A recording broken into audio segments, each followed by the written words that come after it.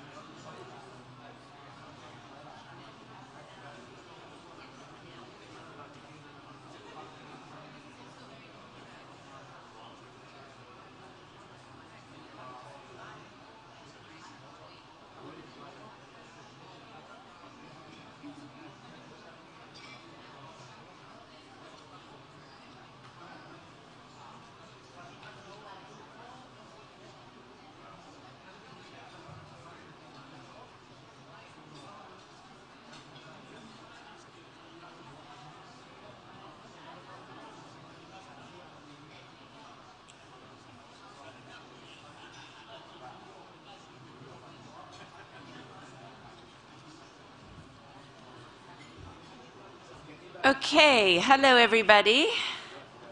Is everyone ready to conclude lunch? We're going to start now. Everyone who wanted to go to the other room, please do that. But I'd like otherwise everyone to please settle down, and we're ready to start the next panel. Very excited about this panel. We're talking about sustainable principles in truly affordable housing, lessons from Egypt. And I think this will help all of us begin to look through the windows of our vehicles better as we drive through the streets.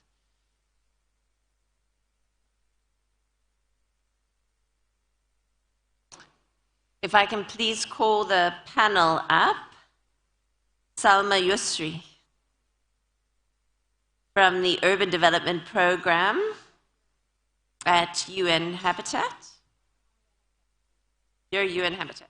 Great, good. And would you like to introduce the rest of your panel? I'll hand over to you.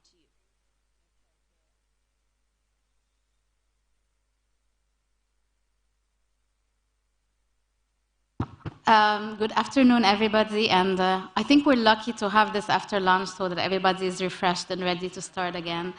Thank you very much for joining, and I would like to call on Mr. Abdel Mohsen El Sayed from the Championship of New City Development.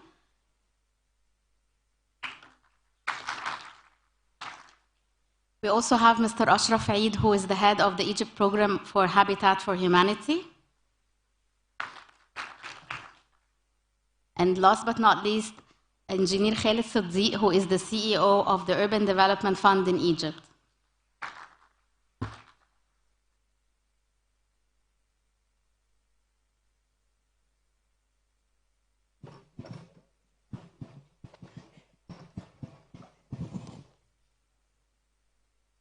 So before we start, I want to say that some of the conversations will be in Arabic. So if you can please head to the translation booth back there to get the headsets if you're not very well equipped with Arabic.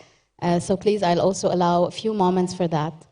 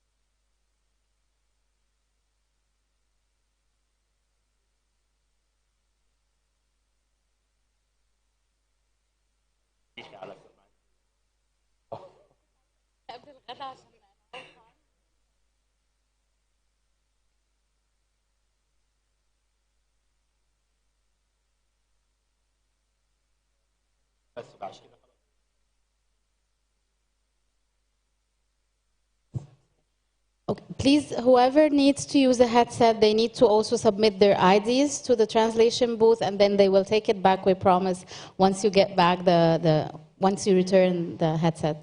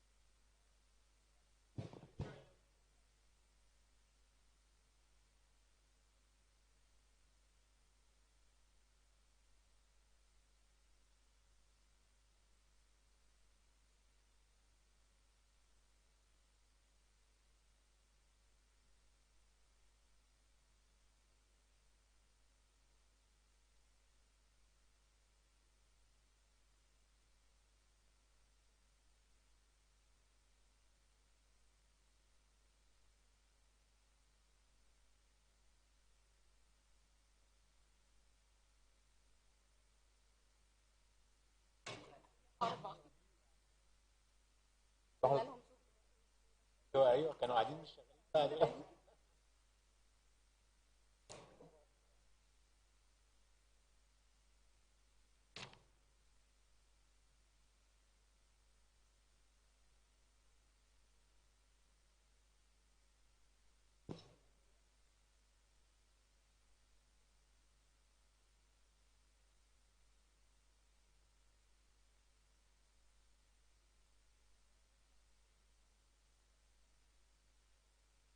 Okay.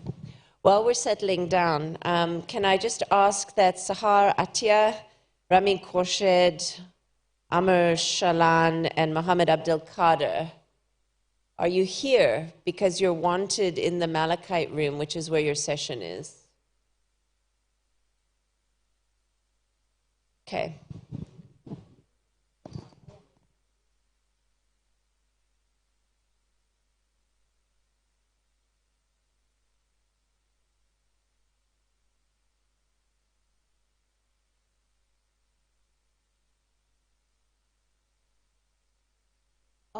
Okay. So maybe we can start, and the first part is in English, so maybe you would have also a chance to receive your headsets. So thank you very much to the great organizers for hosting this very, very interesting event. And we're happy that the momentum around housing the few weeks since COP has been very high, and we've attended a number of events.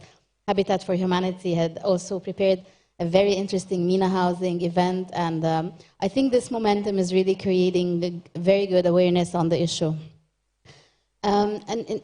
For UN Habitat, when we talk about housing, we always talk about adequacy.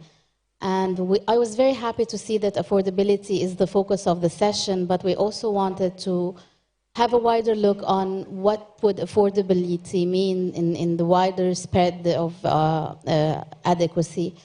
And the Egyptian constitution actually talks about adequacy and the right for everyone for an adequate house.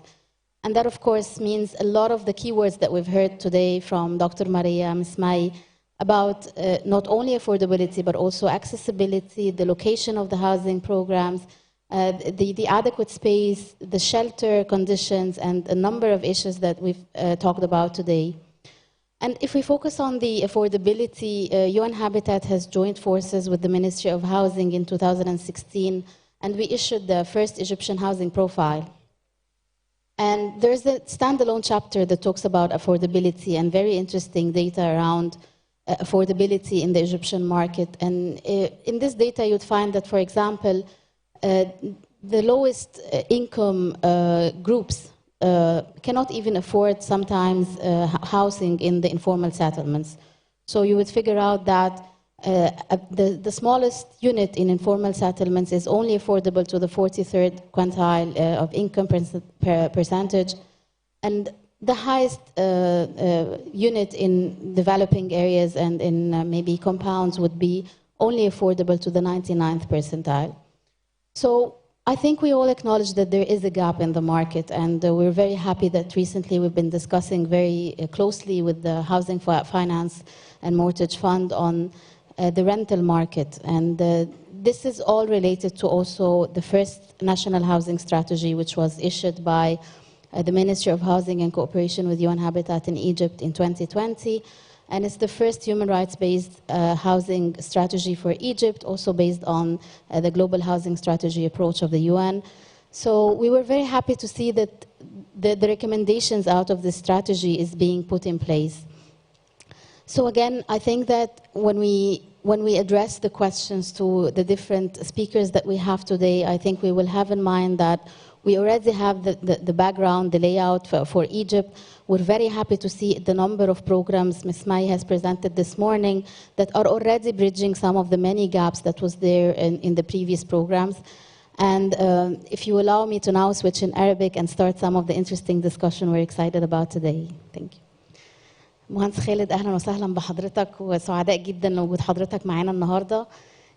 يمكن يعني صندوق تطوير المناطق العشوائية اللي حاليا بيعرف بصندوق التنمية الحضرية ليه دور فعال جدا في ازاي يكون في اسكان ملائم، ويمكن كمان الجزء اللي بنركز عليه النهارده ان هو اسكان ميسر التكلفة او متاح للجميع. سؤالي لحضرتك النهارده، الدور على مدار السنوات الكتيره جدا من 2008 لحد النهارده، لو حضرتك تدينا كده لمحات عن الدور الفعال اللي الصندوق لعبه في توفير المسكن باسعار معقوله للمصريين جميعا. اهلا بحضراتكم جميعا. احنا طبعا هنتكلم عن الدور الفعال للصندوق. هو الصندوق انشأ سنه 2008، لكن الدور الفعال الحقيقي للصندوق كان من 2016. الدراسات اللي عملها الصندوق للعمران في مصر قسمناه لثلاث انواع من العشوائيات: الغير امنه، الغير مخططه، الاسواق العشوائيه. اشتغلنا من 2016 على الغير امن، وعملنا الخريطه القوميه للغير امن. كانت 357 منطقه، فيها حوالي 246 ألف وحدة سكنية غير آمن بدرجاتها المعروفة عندنا الأربعة، اللي هي خطر على الحياة، خطر على الصحة، خطر على الحيازة غير آمنة، أو سكن غير ملائم. يمكن احنا نفذنا مشروعات من فترة 2016 حتى 2021، وقضينا على الغير آمن داخل مصر اللي كنا بنتكلم عليهم 246 ألف وحدة سكنية. أنشأنا منهم حوالي 115 ألف وحدة، و لغينا العدم الأمان على ال 100 ألف الباقيين أو ال 120 ألف الباقيين، لأن في بعض عدم الأمان مش السكن بس أو المنشأ أو البناية، لا، يعني مثلا الناس ساكنه في مجرى سيول، ساكنه تحت ضغط عالي في منطقه ملوثه صناعيا، فكل الحاجات دي احنا قاضيين عليها بحيث نبقى منطقه عدم الامان يبقى خلاص لغيناها. نفذنا مشروعات كبيره في المناطق غير امنه، زي مثلا امثله مثلا زي مشروع الاسمرات، ده لوحده 18200 وحده سكنيه على 200 فدان. التكلفه كانت بالجنيه المصري حوالي 3.8 مليار جنيه مصري، وده كان ساعة سعر الصرف لما يعني في 2016 ل 2018. نفذنا حوالي 30 ألف وحدة في الإسكندرية، اللي هي بشار الخير 1 و2 و3 و5، والتكلفة كانت في حدود 10 مليار جنيه. نفذنا في مشروعات برضو في القاهرة، مثلا المحروسة 4900 وحدة، معا 4600 وحدة. يعني إجمالي المشروعات اللي نفذناها هي مشروعات كلها يمكن خلينا أقول مش بسعر مناسب، لا، احنا نفذناها للمواطنين بزيرو يدفعوها، يعني ما فيش يدفعوا ولا مليم غير فلوس اللي هي بتاعت الصيانه الدوريه، اللي هي السكن العادي، فلوس الصيانه الشهريه اللي بتدفع في اي سكن عادي جدا. فاحنا هنا وفرنا للناس يمكن اكثر مما يتحدث عنه الاخرون، ان احنا بنقول لا، احنا بندي الوحده بدون تكلفه خالص على المواطن. الدوله اتكلفت، احنا دافعين حوالي 40 مليار جنيه في القضيه دي، وكل ده تحت مسمى صندوق تطوير العشوائيات. فال 40 مليار جنيه للقضاء على غير امن. في تحولنا لصندوق التنميه الحضريه ما زلنا محتفظين بمهمتنا الاساسيه، اللي هي القضاء على العشوائيات والارتقاء بالمستوى العمراني في المناطق الغير مخططه.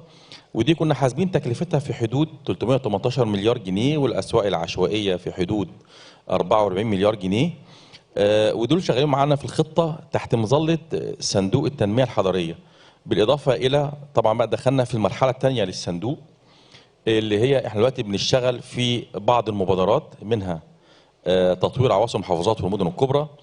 دي لوحدها فيها 500 ألف وحدة شغالين حاليا في المرحلة العاجلة اللي هي الأولى.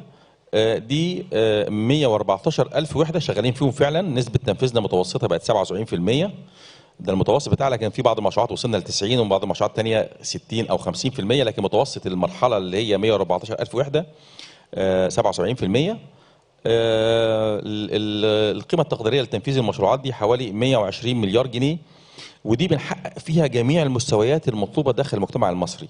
يعني احنا عندنا جميع المستويات ممثلة في المبادرة بتاعتنا اللي هي 500 ألف وحدة بنفذها الصندوق، من أول السكن بديل للناس غير مدفوع من المواطن، لغاية فوق المتوسط والمتوسط والراقي أو الاستثماري.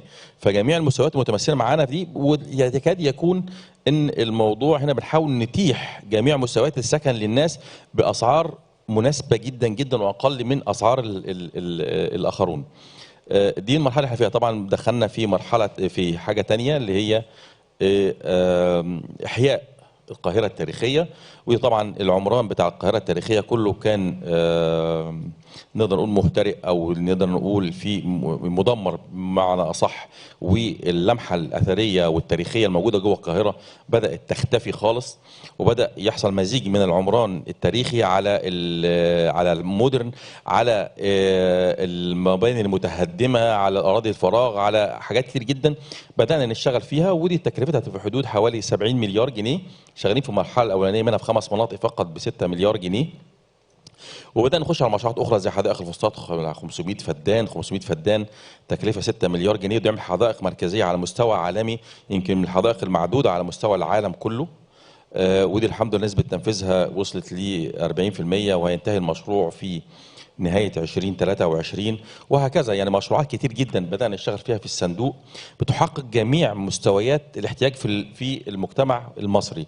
وده شغل يمكن مع الهابيتات احنا يمكن بدأنا، وخلينا اقول احنا مع اليو ان هابيتات بدأنا ندرس المرحلة بتاعت احنا كنا صندوق تطوير عشوائيات، كيف سنصبح صندوق اخر. اللي هو الاخر ده ايه؟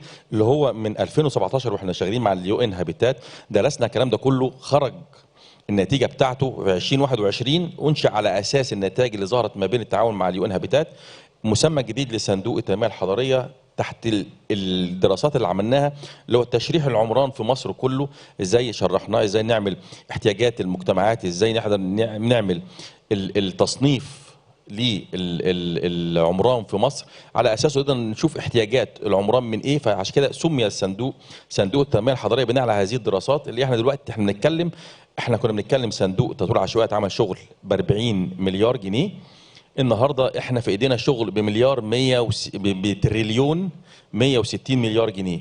ده الفرق ما بين صندوق التنميه الحضريه وصندوق تطوير العشوائيات. وشكرا جزيلا. شكرا جزيلا مهندس خالد، شكرا لحضرتك. We're very sorry. We know that not everybody had access to headsets, so I'll just be very quickly capturing the main messages. Engineer Khaled talked about the old the old Informal Settlements Development Fund, which was there since 2008 and until 2021. The key projects that were implemented during this duration focused on unsafe areas. So the mandate was unsafe and unplanned areas, and there was a very clear definition to both and categorization based on national and international criteria. The program focused on unsafe areas. There has been a number of projects working on around 18,000 housing units for the most in need. The program focused on people living in unsafe conditions, and some of this, the criteria and the priority was given to removing the source of unsafety. So instead of moving people, the priority was given to really making their housing more safe. So if you're living in high voltage area, the cables would be removed and relocated and so on. So this program has been on and was very successful until it really reached the zero unsafe areas, and it was able to focus then on the unplanned areas, which is the bigger challenge. As UN Habitat, we were very happy to have worked with the fund since 2017 on the new mandate and the new role that the fund will be playing. In 2021, we were happy to issue the study upon which the fund was changed into the Urban Development Fund. And allow me to, for a very slight opportunity, put on the hat of UN Habitat Program Manager and say that the main focus was that if cities focus only on the challenges, it will be very, very difficult to resource for development. And so we needed to link the challenges to opportunities, and we came with the new categorization of urban development areas, which also included historic areas, areas for investment, and areas with potential. And the program put down some structure and mechanisms to cross-link and cross-finance those areas with informal settlements. So you would have development programs in the city with a citywide lens that looks into the opportunities and the challenges, links both, and looks also into the financial mechanisms for cross-financing. Since then, the fund has been very active in its new role for urban development, and the phase 2 of the fund focused on mega cities and how to create those citywide urban development visions and how to reach to bankable investment, but also SDG accelerating projects. Of course, there's a huge gap and a huge change also in the amount of funds that are needed and the revolving funds and the concepts there. And currently the plan is for around 114,000 housing units to be availed through the program. Of course, there's also the very important part of working in historical Cairo, which is also now part of the mandate to look into city potentials and link them and be sure that these areas are also developed.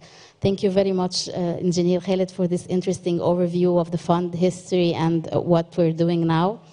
And as I was saying in the introduction, Habitat for Humanity MENA Housing Conference has been a very interesting venue where people from different sectors of the housing in Egypt and also in the MENA region came together, discussed very interesting point of views. And I think one of the very interesting messages that I personally came out of the conference with is that no single entity, sector, or person can really work on housing in any country on their own. So I think cooperation between the different sectors of development and the different sectors on the ground is really important. And we're very happy that today we have this balanced representation in the panel. We have the government, the NGO and civil society representation, and also the private sector. We're very lucky to have that.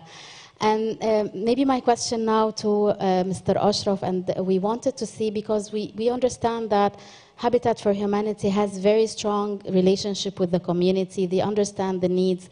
And if you can shed the light on your vision towards what are the key needs for affordability in housing that you've seen during your work in Habitat for Humanity in Egypt, and how can we support the different stakeholders, how can we support in really bridging this gap?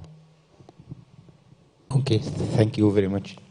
First of all, I would like to welcome all guests and visitors. I hope you spent a very good time in Cairo. I would also like to thank the organizers for this great opportunity. I'm happy to be also speaking on behalf of civil society in this session. Habitat for Humanity actually in Egypt focuses more on the housing finance as for low, actually for poor and marginalized groups and lowest of low income groups. Actually, you know, based on a study that recently conducted by Habitat in Egypt here, it shows that although there are many funding sources available for housing in the Egyptian market, but these sources differ in terms of accessibility and cost.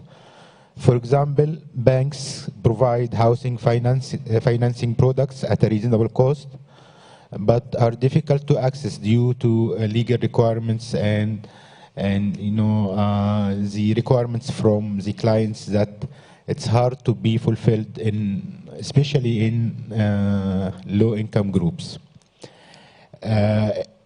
While we also, the study shows that there are many informal sources for lending for housing purposes, but actually these informal sources are deemed to be of high cost and short duration. For example, local contractors, local developers who offer loans for these usually are for higher interest rates that really harm the capability of poor people to meet their housing needs.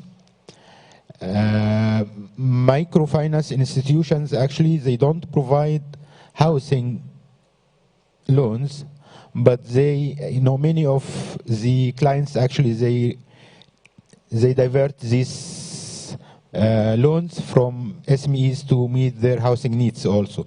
And this is also in actually in a higher cost and risking their own ability to pay back, actually, because they don't have like revenue that is coming from their businesses. So actually, we are since Habitat worked in Egypt here, we are implementing a housing microfinance project for low income in rural areas and informal settlements.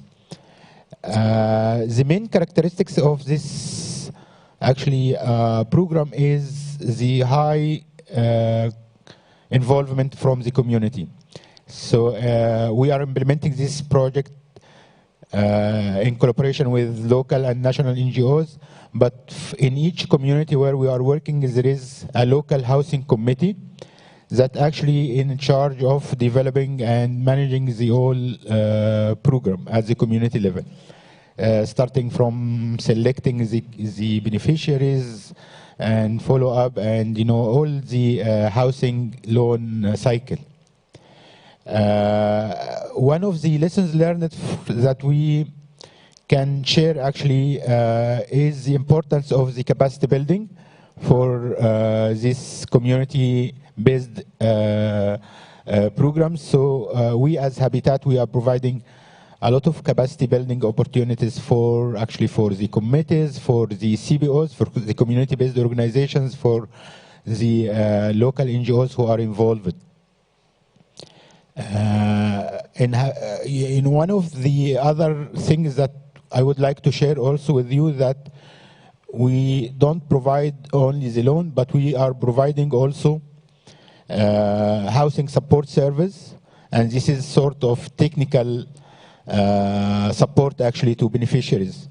And this also shows that it's these are very important because as many of us know that the construction, especially in rural areas and remote areas, are all informal. So beneficiaries, they don't have any sort of contracts with contractors or any sort of like terms and conditions with workers who are coming to do the work and the construction. So we provide this service, and again, we witness that this is actually very important for beneficiaries, for poor and marginalized groups. It's sort of protection, actually. It's sort of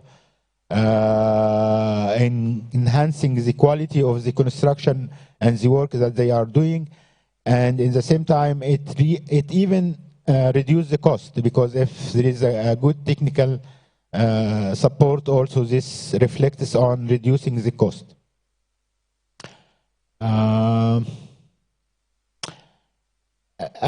One of the things also that I would like to share with you is that while we are working in the communities, they are still like like a group of citizens that even they cannot afford to pay the loan back. And here also we, based on what we learned, that we have to be inclusive. So we try to be inclusive in that, using more also the community support and community involvement methodology. So we have in our loan programs with our partners, we have at least percentage of 7% of the loan portfolio that has to be contributed by our partners to ensure that they do the necessary also improvements to what we call poorest of the poor. This is like groups that even they cannot afford to pay the loan back, and they have severe housing needs. The very basic, like no water, no latrines. So this sort of very basic needs for housing. So this is usually are fulfilled by the community support and the community solidarity, I would say. Thank you very, very much, Mr. Ashraf. It's very interesting also to hear about how do we reach to the poorest of the poor. And I think that these discussions have been prioritized also by the Egyptian government when we wanted to start working on implementing some of the key elements out of the housing strategy, because we do acknowledge, mutually we do acknowledge that this is still a gap, and the gap is huge. And the new housing demands are just increasing by the population increase.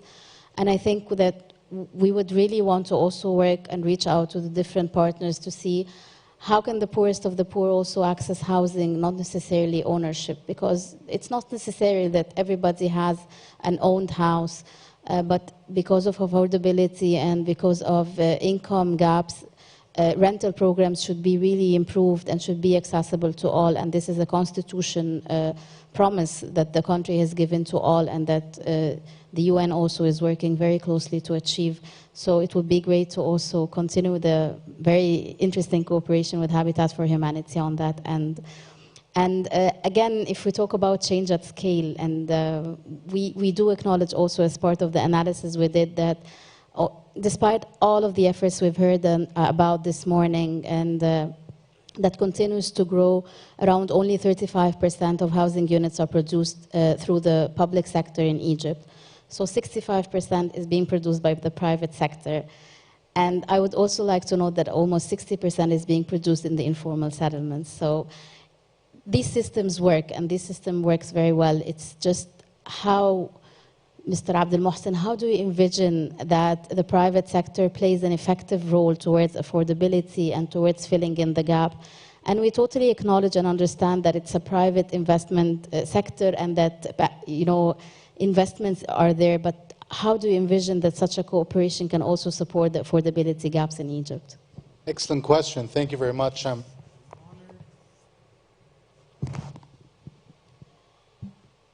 To be present with the public sector and the NGO, and the third arm would be the tripatriate of the private sector.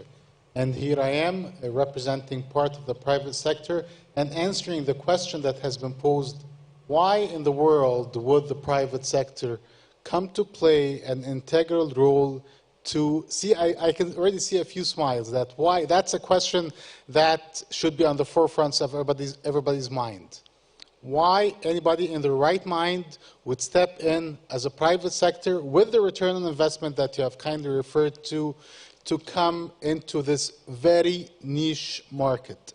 The government is doing an amazing job. I'm actually, from what I've heard from Mr. Khaled, the numbers, I was under the impression that they're significantly lesser than what they are. But with the figures of the numbers, and the numbers don't lie, I'm pleasantly surprised, let alone with the NGO, UN Habitat. See, that just blew my mind.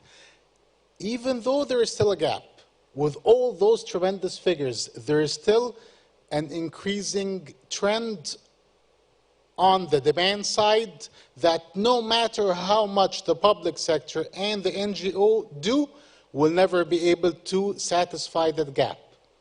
So the only part of the equation that's left out is the private sector. We keep looking at them. They need to step in. They need to bridge that gap.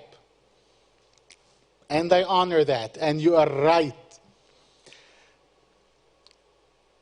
The secret recipe has been the central underlying theme that I have been listening to since the very morning, and she has repeatedly stressed on the word truly affordable housing. And I see a beautiful smile over there. Truly affordable housing, right? Let us define what is truly affordable housing. In my humble opinion, and as per my own dictionary, a truly affordable housing would not be more than what the person is paying rent. On the contrary, it should be lesser than the comparative point of paying rent. And paying rent is lesser than what you would pay to own. Hence, you pay rent, let alone that you don't have the upfront capital to put in. From the prices that I see, the monthly installments is higher than the rent, add on to it the capital that you would need to pay. So that really puts us between a rock and a hard place and a deadlock. Why would the private sector come in? In my opinion, the private sector would only come in knowing that the unit economics of each unit produced is not high, the margins are slim, so the private sector can only treat it in economies of scale, as if it is a factory. Mass production, you will realize a decent profit. Not a high profit like the top 10 developers, but a decent profit that will give a decent ROI on the investment. Excellent. With the multiple flotations and with the significant increasing inflation price in the construction, that eats right into the margins. So the incentives that you have rightfully inquired about, and I'm very keen not to go over my 8 minutes, you really need to ask yourselves what's in it in the private sector. In my humble opinion, we have mentioned tax breaks. Excellent. We have mentioned access to low financing so that the private sector will be able to finance the operations at a reasonable price. Excellent. And we haven't really mentioned the price of land. The land, which is owned by the state, by the government, has a price, and all of us acknowledge that. When you sell it to a company like what I represent, New City Developments, that works in the smart, economic, efficient units, we only produce 80 square meter units. That's the gross. That's just 2 bedrooms and a kitchen and a bathroom. Thank you very much. In a decent neighborhood. We can't buy the land from the state. We just can't. Because if we do, then the profits will not be zero. Actually, it will be between brackets. So in my humble opinion, and I keep stressing on humble opinion, because I don't want to speak my mind and impose it on anybody. The government continues playing its role, which is extremely important. The NGOs, extremely important, continue to play the role, and they give land with whatever restrictions put in the contract, the devil's in the details, with whatever restrictions to avoid making it into investment, put in parameters, but with no cost, so that more private sector companies would step in, knowing that there is no cost of land, knowing that there will be tax bracket, knowing that there will be preferential access to finance, so that more and more private sector organizations would come into play, produce more truly affordable units to help the government and the NGOs to close the ever-increasing gap.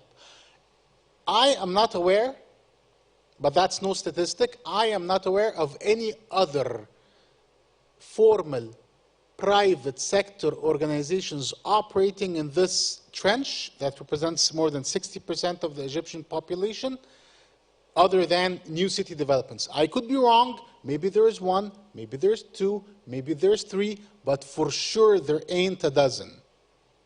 Because had there been, I would have known. Maybe 1 or 2 or 3.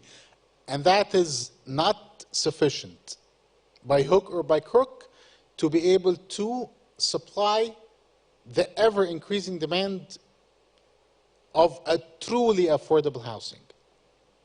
I don't want to take much of your time. I try to be as specific as I possibly can. I tried to answer your question right to the point without dodging it. I hope you enjoyed and benefited from it. Thank you very much. Thank you very, very much. It was very interesting to hear about that. And us at the development side of the world and the very non-economic and financial experts, we always call the money internally, it's not a term, but I always call the money of the government the very valuable money. And we always feel that it's very essential that we all work together to make sure that the different type of financing are well placed, so that we don't get the very valuable money to replace the usual investment money for the private sector. And this is how we think of it. How can the different stakeholders play the roles and invest where they should invest and prioritize their investments in this end, and how can impact investment and blended finance play its effective role. So I totally agree, and I think that there are venues to really work together to find incentives that works for different scales of companies and different private sector, banking sectors, financing institutions, and other to really work together. So do we have time for one or two questions? We're very tight. Any burning questions? Any burning one question?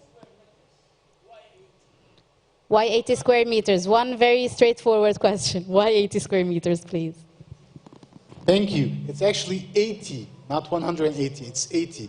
Why is it only 80? Because back in the day, when the company took the land from the government put a restriction to ensure that it will not be a luxurious, top-notch investment, that you were only permitted to build 3 sizes, from the smallest will be a studio that's 34 square meters, that's a pure studio.